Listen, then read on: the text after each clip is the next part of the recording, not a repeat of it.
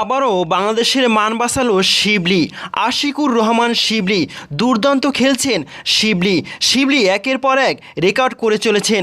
আজকেও করেছেন 126 রান। বিস্তৃত থাকছে প্রতিবেদনে। এদিন এসিসি অনূর্ধ্ব-19 এশিয়া কাপের ফাইনালে বড় স্কোর জড়ো করেছে বাংলাদেশ। হাই ভোল্টেজ ম্যাচে জয়ের জন্য সংযুক্ত আরব আমিরাতকে তাড়া করতে হবে 283 রানের লক্ষ্য। এদিন দুবাইয়ে টস জিতে প্রথমে ফিল্ডিংয়ের সিদ্ধান্ত নেয় আরব আমিরাত। শুরুতেই বাংলাদেশের হারিয়ে ফেলে ওপেনার জিশান আলমকে। দ্বিতীয় উইকেটে জুটিতে দুর্দান্ত ব্যাটিংয়ে বিপর্যয় প্রতিরোধ করেন আশিকুর রহমান শিবলি ও চৌধুরী মোহাম্মদ রিজওয়ান। দুজনে 125 রানের জুটি ভাঙে 71 বলে 60 রান করে রিজওয়ান বিদায় নিলে। এরপর তৃতীয় উইকেটে শিবলিকে নিয়ে 86 রানের জুটি করেন আরিফুল ইসলাম। তবে ওপেনার আশিকুর রহমান শিবলির মাঝে আমরা তামিম ইকবালের ছায়া দেখতে পাচ্ছি। 40 বলে 50 রানের ঝড়ো ইনিংস খেলে আরিফুল বিদায় নিলেও ফর্মের তুঙ্গে থাকা শিবলি টুর্নামেন্টে নিজের চতুর্থ 50 ইনিংস খেলে তুলে নেন সেঞ্চুরি। 5 উইকেটে পড়ে গেলে শিবলিকে দারুণ সঙ্গ দেন অধিনায়ক মাহফুজুর রহমান রাব্বি 11 বলে 21 রান করে সাজঘরে ফেরার খানিক পর দলীয় ইনিংস শেষ হওয়ার প্রাক্কালে ফিরতে হয় শিবলিকেও।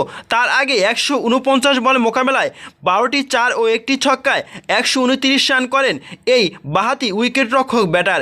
শেষ পর্যন্ত নির্ধারিত 50 ওভারে 7 উইকেট হারিয়ে 282 রান দাঁড় করায় বাংলাদেশ।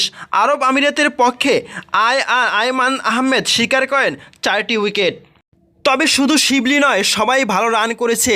গত ম্যাচের সেঞ্চুরিয়ান আরিফুল ইসলামও এ ম্যাচে একটি 50 তুলে নিয়েছেন। তবে কি শিবলি আরিফুলরা জাতীয় দলে জায়গা পাবে? এ বিষয়ে আপনার মতামত কি?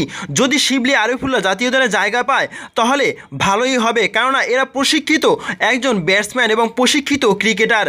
তবে আমরা নিশ্চিতভাবে আশিকুর রহমান শিবলির মাঝে তামিম ইকবালের ছায়া দেখতে পাচ্ছি। তার ব্যাটিংয়ের ধরন এবং বডি ল্যাঙ্গুয়েজ এবং ব্যাটিং শৈল্পিকতা সব কিছুই তামিম ইকবালের সাথে সুদৃঢ়ভাবে মিলে যায়। এবং তামিম ইকবালের পরিবর্তে যদি আশিকুর রহমান শিবলি বাংলাদেশ দলের ওপেনার হয় তাহলে কেমন হবে? প্রিয় দর্শক, এ বিষয়ে আপনার মতামত কি জানাতে পারেন কমেন্ট করে কমেন্ট বক্সে। এবং দুর্দান্ত খেলতে থাকা আরিফুল ইসলাম গত ম্যাচে সেঞ্চুরি করেছেন, এ ম্যাচেও একটি 50 তুলে নিয়েছেন। আরিফুল ইসলাম কিন্তু যখনই দলের বিপর্যয় হয়, যখনই দলের একটা সমস্যা হয় এবং ব্যাটিং অর্ডাররা ভোগে, তখনই কিন্তু আরিফুল ইসলাম ঘুরে দাঁড়িয়ে যান। গত ম্যাচে কিন্তু ব্যাটিং বিপর্যয়ের সময় আরিফুল ইসলাম ঘুরে দাঁড়িয়ে গিয়েছিলেন। তিনি যেন ঠিক মাহমুদুল্লাহর পরিবর্তে খেলছেন এশিয়া কাপে এবং অনূর্ধ্ব এশিয়া কাপ দলে। আর মাহমুদুল্লাহর জায়গাটা হয়তো ভবিষ্যতে পূরণ করে দেবেন এই আরিফুল ইসলাম। দলের বিপর্যয় সবসময় দেখেছি আরিফুল ইসলামকে ব্যাটিং হাতে দানবের মতো দাঁড়িয়ে যেতে। প্রিয় দর্শক, আরিফুল ইসলাম শিবলিরা আগামী দিনে জাতীয় দলের ভবিষ্যৎ, এ বিষয়ে আপনার মতামত কি জানাতে পারেন কমেন্ট করে কমেন্ট বক্সে। ধন্যবাদ।